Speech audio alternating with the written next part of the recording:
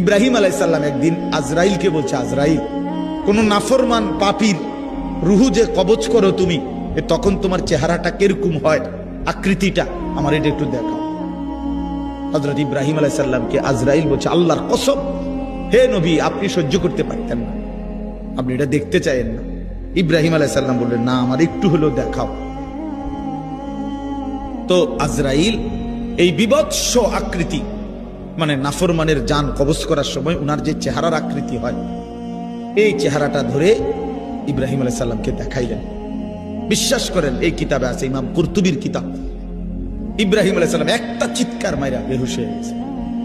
হুঁশ আসার পরে ইব্রাহিম আলাইহিস সালাম বললেন, আল্লাহর কসম, আয় আল্লাহ, মালিক আপনার কসম, কবরের আযাব, জাহান্নামের আযাব কোন নাফরমানের জন্য কিছুই লাগবে না, শুধু আজরাইলের এই ভয়ানক দৃশ্য জান কবজের সময় একবার দেখলেই তার সারা জিন্দেগীর নাফরমানির শাস্তির জন্য এটাই যথেষ্ট।